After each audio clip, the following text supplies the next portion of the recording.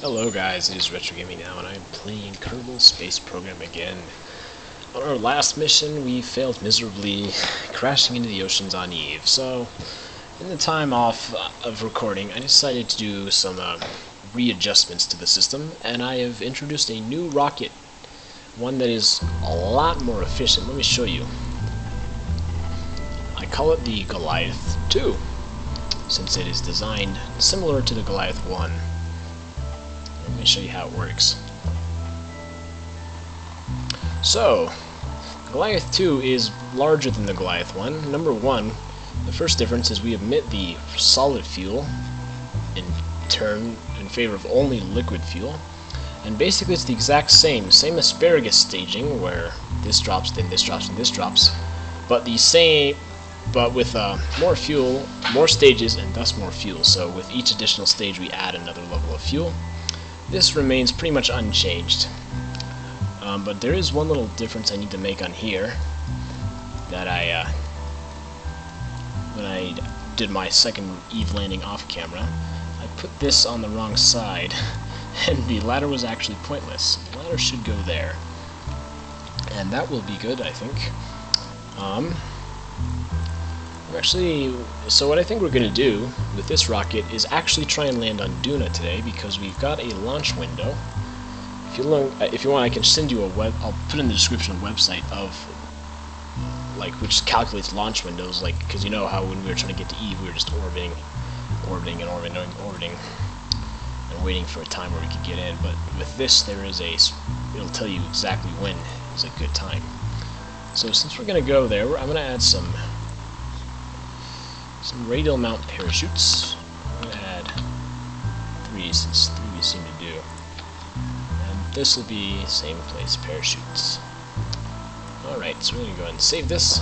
And the reason we're doing this is because Duna has a very low atmosphere, or very shallow atmosphere. Not very thick is the word I want to say. So let me show you how this works.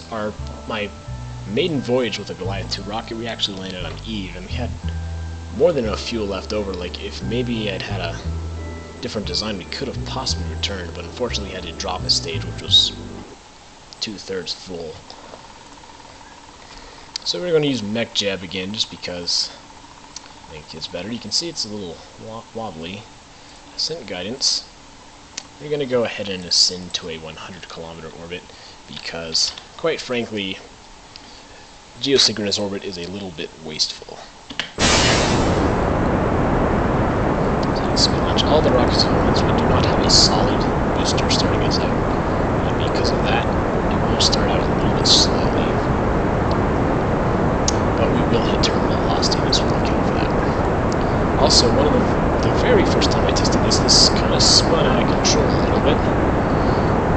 Hopefully that doesn't happen this time. We're going to have to add some wings if that does happen. Like about 6,000 meters, so we'll see.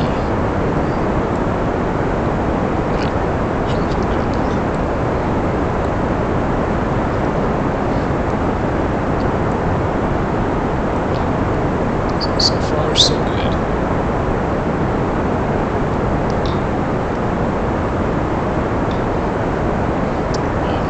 So now you can see we are now being landed at terminal velocity, and we'll start using less and less fuel because we have too much thrust, and the air resistance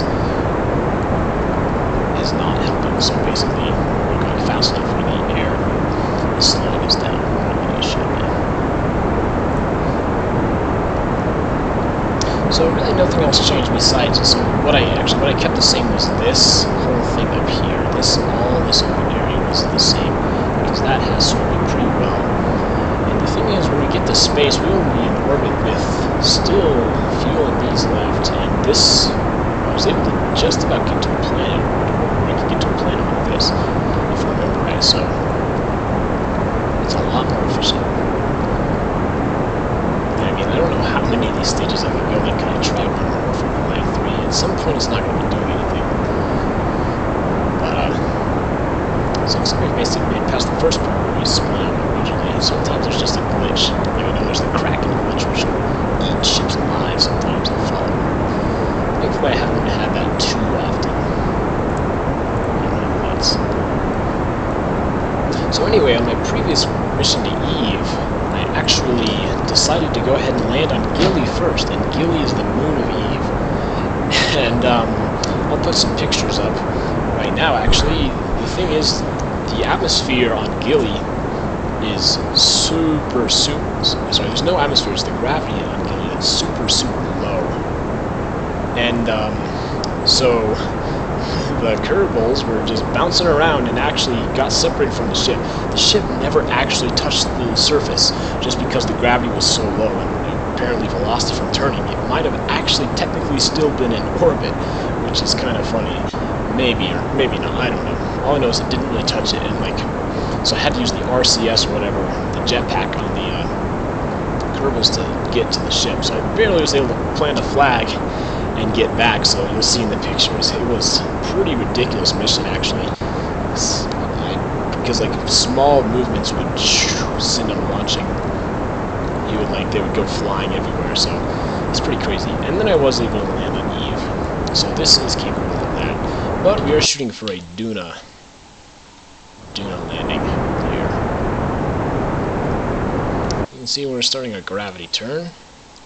Or we are finishing a gravity turn. That is, we have dropped one of the stages, as I was talking about, first stage.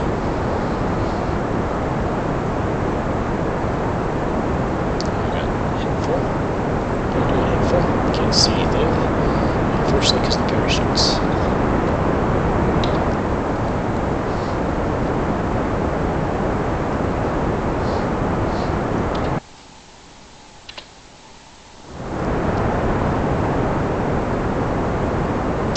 So I believe 100 kilometers is a better parking orbit than the far one out, because it uses less fuel to get to the orbit. But I'm not sure. So now we're gonna cut the engines, time warp until we get to our 100,000 orbit, and it will make the burn and circularize.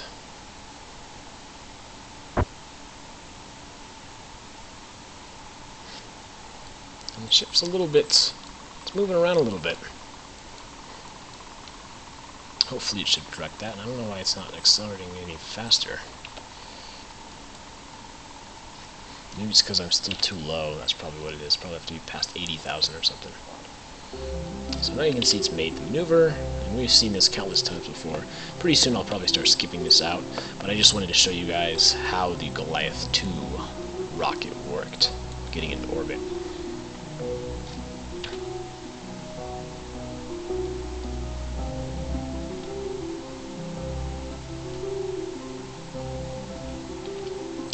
Alright, well, no point in watching this. Once we get into orbit, I will return. Jump cut coming up. Alright, as you can see, we are now in orbit, and we've got quite a bit of fuel left, liquid fuel. A lot of it, actually. So now we're going to go ahead and do our maneuver node planner, and we are going to transfer to a planet, which will be Duna. If I've done this right, we should be at the correct angle to get there. So you can see I have already landed one. I think I mentioned that. But we want to do a transfer to another planet. And you can see we will get an encounter like that. So I have got the window correct. So we're going to go ahead and create and execute. And with this, we will encounter Duna just like that.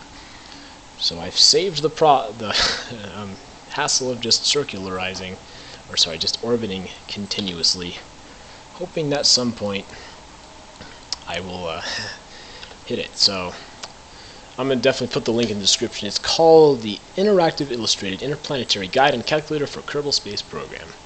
And it's super useful, and it does a lot of the math for you. So you can calculate all this stuff using math. Like, one of the great things about this game is you can really make it as complicated as you want. You can use math, or I mean, you can calculate everything if you want to get the most efficient rocket. But thankfully, there's things like MechJeb, and I mean, you don't even need to do that. You could just sort of guess with a lot of things, like to make the orbits and stuff. But this will tell me exactly what orbit I need. So MechJeb is now going to get targeted. We're actually going to escape pretty soon, in 11 days, which is one of the nice things about the calculator.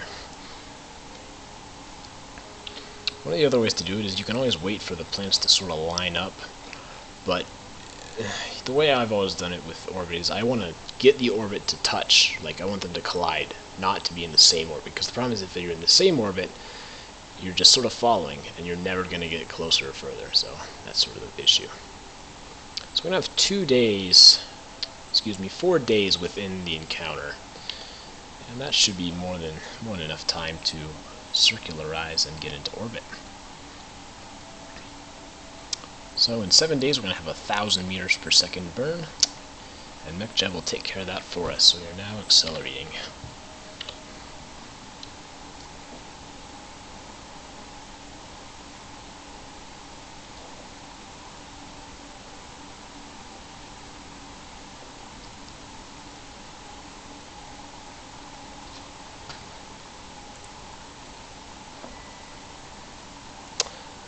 Actually, we can't accelerate faster than this, so I'm actually going to cancel this node, and I'm going to increase the orbit, because we're too close and we can't accelerate fast enough. I want to change apoapps to, I don't know, 100.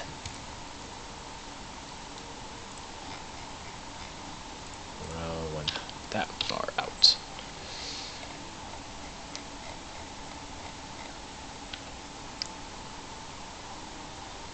Move all nodes, create node. Will that do it? That will do it. So we're going to go ahead and execute the next node, then we'll circularize, and then we should be able to accelerate fast enough. So you know what, I'm going to go ahead and jump cut ahead to when we're circularized and ready to go.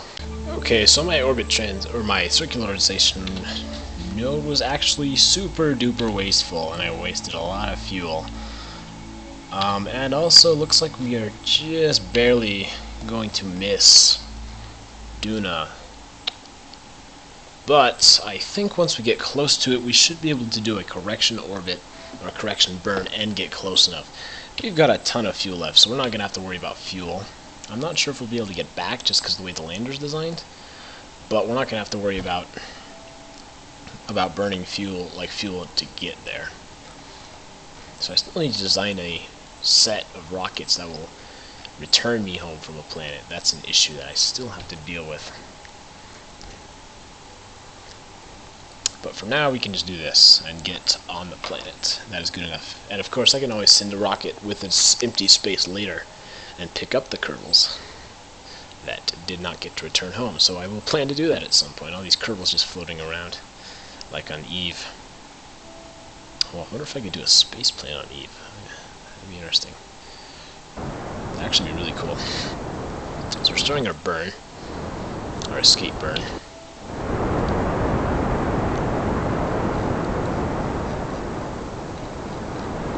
I kind of wonder where they sound, actually. I mean, I guess maybe the sound's coming from this guy's point of view, actually. Never mind.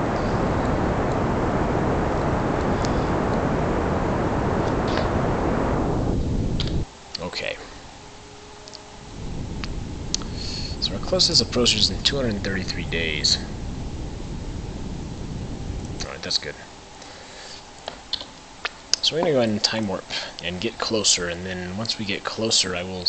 Oh, we are going to encounter Duna. Nice. Alright, so that's a change of plans, or not really change of, I mean a little bit change of plans, but it's going to make our time here a little bit more efficient, which will be great. So last time the warp helper didn't really work, unfortunately. So I'm going to do this automatically. Sorry, not automatically, manually. Because I'm not sure I trust that too much anymore, which is a shame.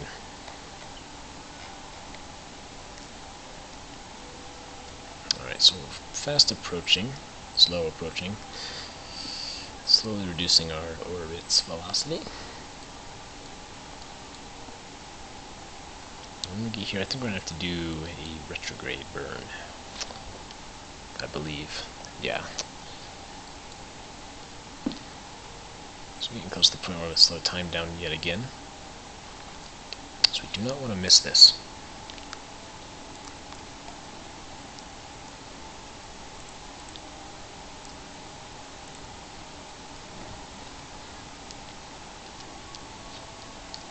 inching closer and closer. I don't want to use too much of the fastest one.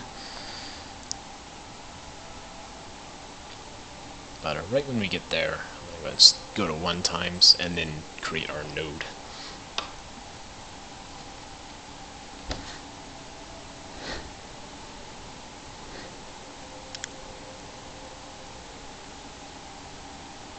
In fact, I could go down to 1 more once we get really close to it.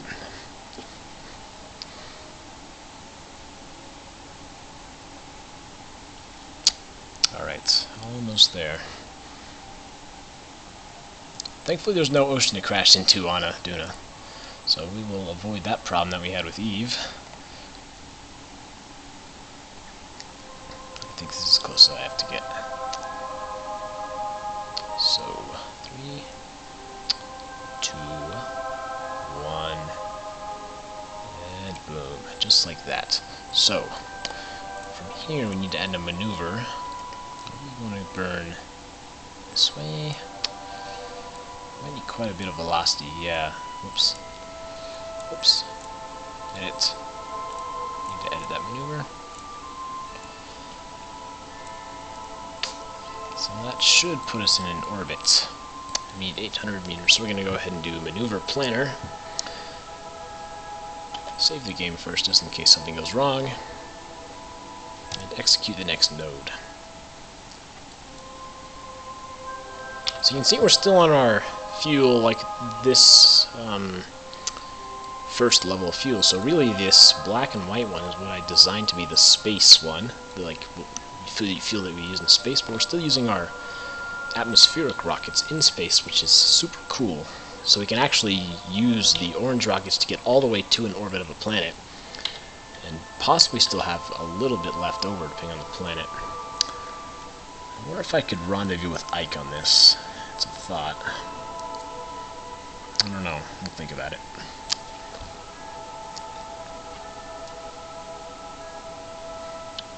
So we're going to burn retrograde for 15 seconds. I could be doing this manually, but I mean, we have MechJeb, it'll do it for us. Like this, like getting it out of here, like getting this orbit's not too difficult if you know what you're doing. Right at the very absolute, I want to burn retrograde. So I know how to do this. I'm just letting the program do it so it's easier. So retrograde will reduce our velocity until eventually the atmospheric acceleration. Sorry, gravitational acceleration. I've made that mistake a couple times now. Will pull us in.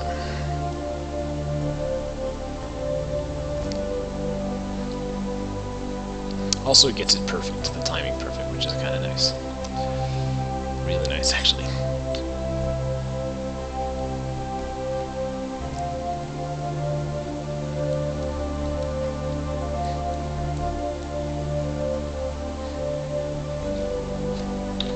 Let's see if we can see it yet. It's going to be... Shoot, I don't know what it's going to be. I can't even find the sun. There's the sun. I think it's down there.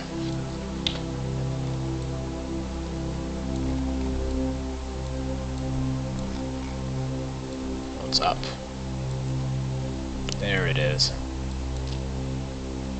Let's see if we can see the moon.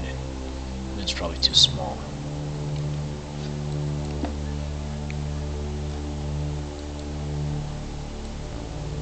So if I were to rendezvous with the moon, I would have to completely change the I would have to change the inclinations. So we're at like a 45 degree. That's quite an expensive burn. But we do have fuel left. So we're going to get into orbit with still a little bit of this fuel left. And if I might actually end up dropping these just because it's reduces the efficiency. Well, that's good. We can go ahead and stop that. So we're going to have to circularize. Next apps, create and execute.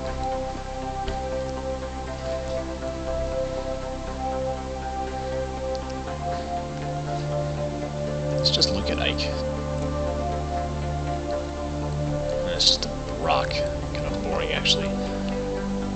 Worth landing on? We'll see. I'll definitely think about it. I'm not certainly not opposed to it.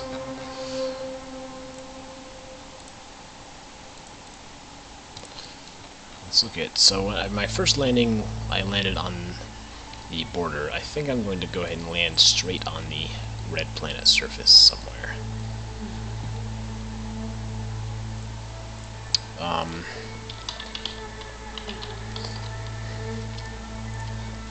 Yeah. So let's see how we're doing. This is just slowly getting us in position.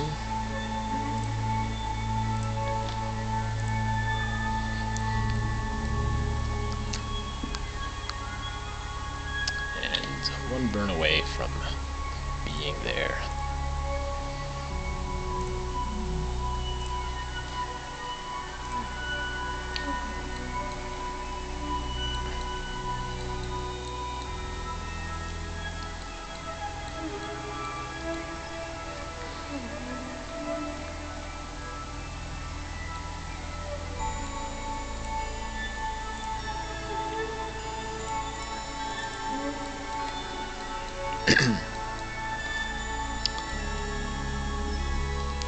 Technically, the circularized burn is not necessary. I like to do it because it's easier to drop out of, easier to aim where you're going for, but I mean, if we have MechJeb, it's not that important, honestly. But, I mean, whatever. We don't have to, it's pretty cheap, actually. 76 Delta V is not bad at all. Meters per second. So everything, changing the orbit is always going to be most efficient at the apoapse or the periapse.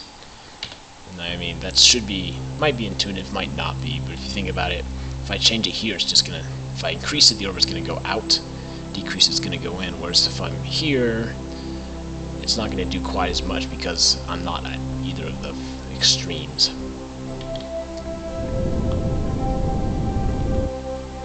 I'm not sure why this is changing so much. It doesn't usually seem to happen. Oops. Alright. So now we gotta land. Landing guidance. I actually want to land at a specific point. 0483 0 0 and -85.4717, and you're going to see why I landed on this when we land there. So now MechJeb will take over. I'm going to focus on planet. This is where we want to land, right in there.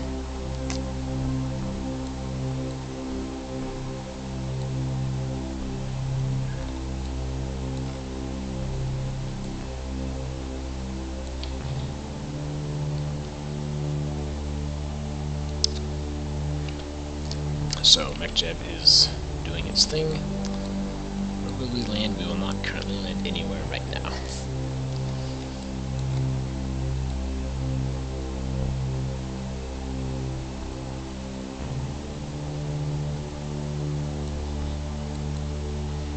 Actually, give me a second, I gotta do something. Alright, my apologies, I just had to take care of something real quick. So, we're about to land on our first, hopefully successful mission in Argentine history. Extraterrestrial. I wonder if the moon counts as extraterrestrial. I guess it would. Our first interplanetary mission successfully, hopefully. Also, I don't know if you saw, I changed the mission flag. We'll see when we get down. But I mean, it was on display for a minute in the vehicle assembly building, but once we touch down, I can actually show you.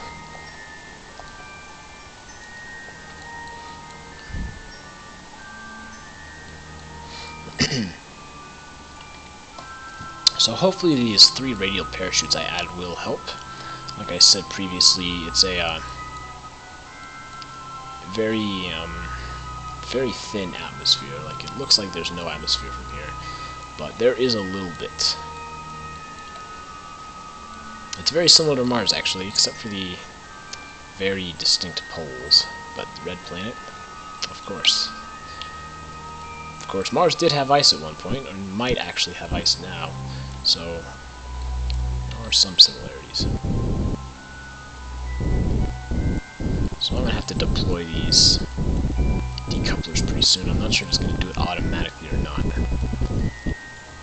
Slowly getting us in there, and you see the planet's actually rotating as we're going, because this is not exactly where we're going to land relative to the planet. This is where we're going to land in space relative to the sun.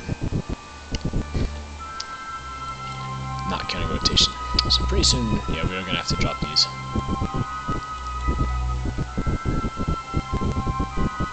But it's using so little right now. I mean,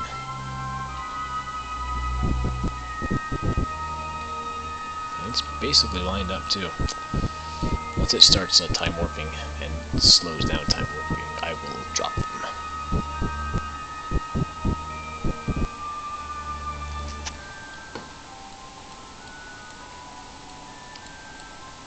Actually, this is where we land on the planet, not relative. This is where we're landing in space. This is where we will land counting rotation and air resistance. Sorry, I made that mistake. We've got just about no fuel left. We can close that. We don't need that.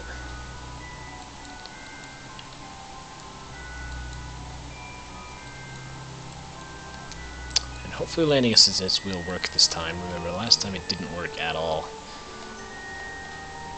But obviously, this says that we will land in the correct spot. Last time the blue did not move. So blue is where it's predicted we will land, and target is red. So now it looks like it's going to line up, maybe do a few more adjustments, and pretty soon we should get our time warp ahead.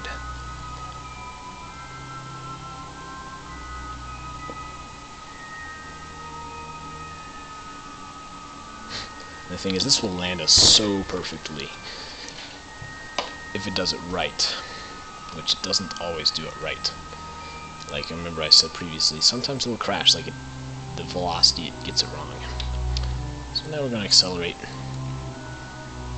Prepared for landing. It's aiming at where the retrograde will be when we start our deceleration burn. So retrograde will go directly against the orbit. And you know what? We're landing at night. Shoot, I don't like landing at night, but that's okay. It's tougher to see, obviously. And I don't have lights. I really should. I know I just need to do. I need to put lights on this thing.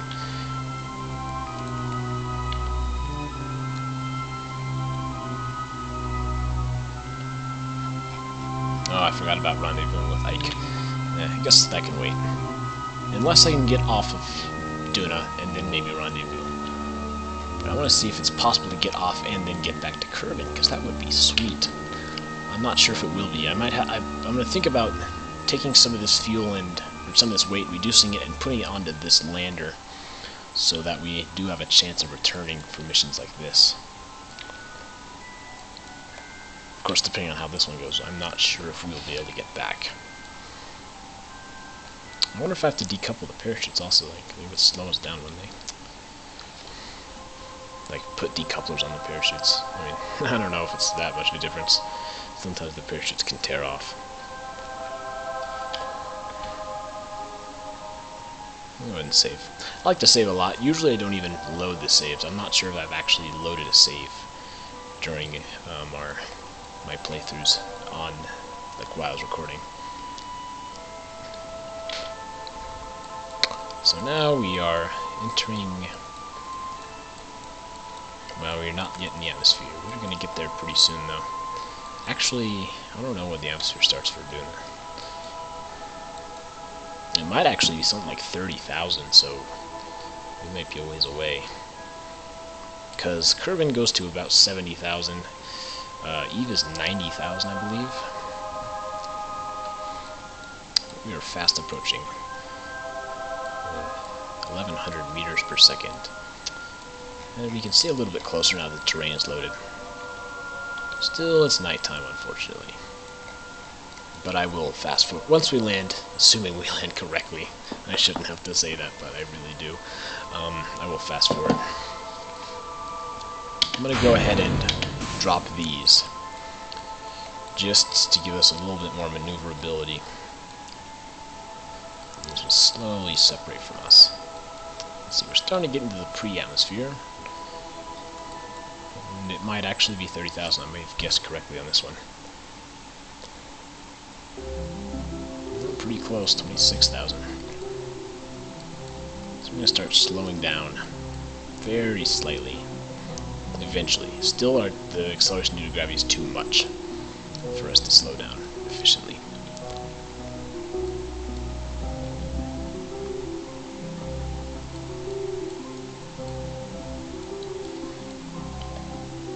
And so now is our rapid deceleration, and our parachutes come out.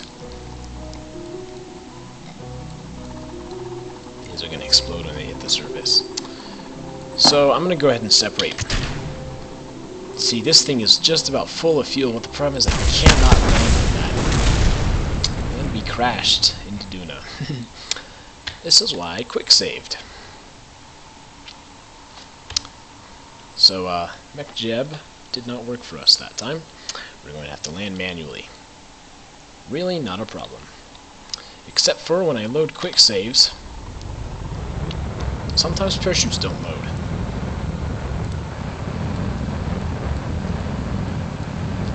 Oh, I guess auto land was off. That might have been the issue.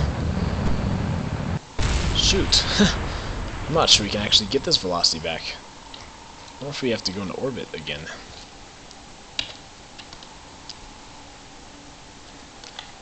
So, okay, so this is what I need to do. I need to decouple and then max throttle.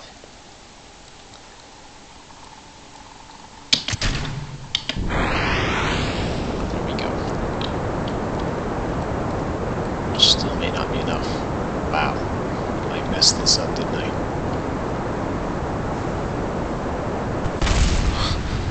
I don't believe it. I may have just failed another mission. I swear I can do these off camera. I swear I can.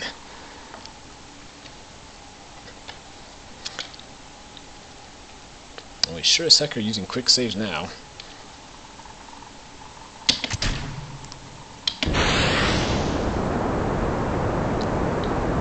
Maybe if I... Oh man. Wow.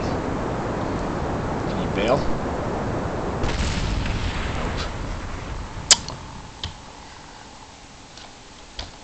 Shoot.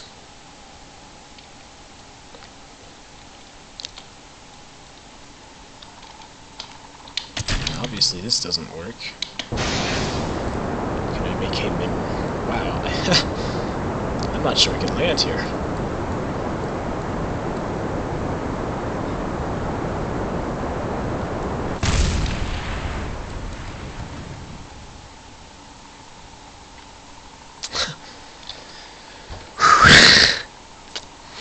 Okay.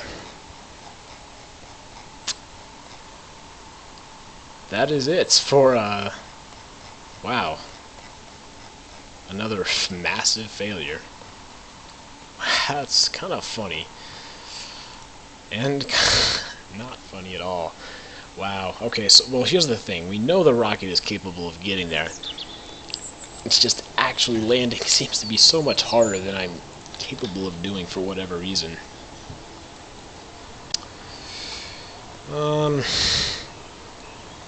Shoot. I don't know what to do, honestly. I mean... So, slow down a lot more than I think I do. I know that for a fact. Man, I really want to land, like, on an episode on one of these planets, though. Like, they're so cool. I wonder if I can make a Moho run. Moho doesn't have an atmosphere. I'm just gonna try and do that real quick, okay? I'm gonna get a Goliath II rocket in parking orbit, and then see if I can make a transition into Moho, and maybe we can do that, and this will not be an entire failure. Except our episode has gone on long enough. So yeah, RetroGamingNow, another failed mission. Really disappointing, actually. As always, if you enjoyed, rate, comment, subscribe. I know I enjoyed it until the end where I killed another Kerbal. Yeah, so we're going to try and land on Moho, try a third planet. Hopefully we will succeed at that one in the next episode. As always, rate, comment, subscribe, and I'll see you guys later, hopefully on Moho.